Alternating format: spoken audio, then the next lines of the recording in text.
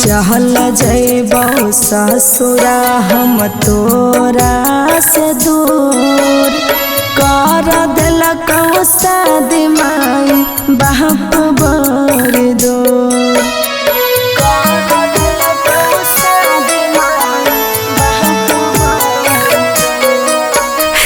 चल जैबो ससुरा हम तोरा से दूर कर दिलक शादी माई बाप बर दूर।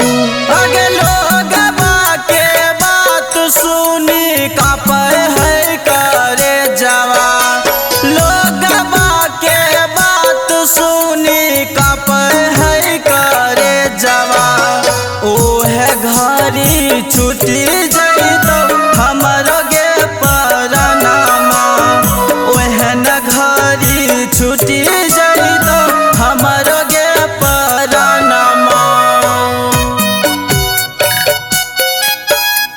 हमरो गे परनामा, हमरो गे परनामा। म्यूजिक बाय शशि भूषण स्नेही।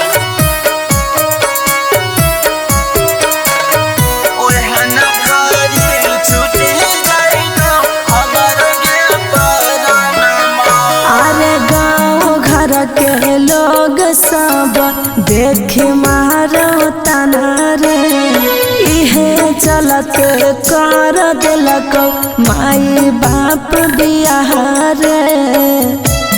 ये जान सुन आगे आँख के आंसू पूछो तोरा से सवाल, हमर कोना कसूर गे हमरा से जाई छे गे दूर।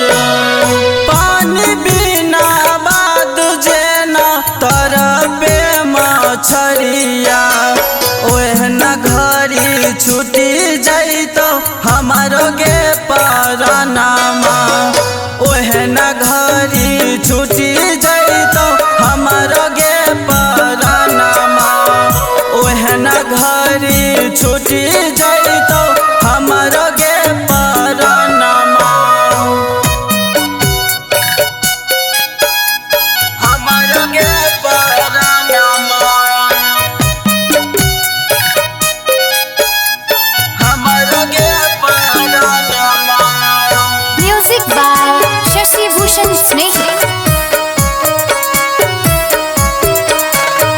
ओहन घरी छुटी जइतो हमारो गे परनामा।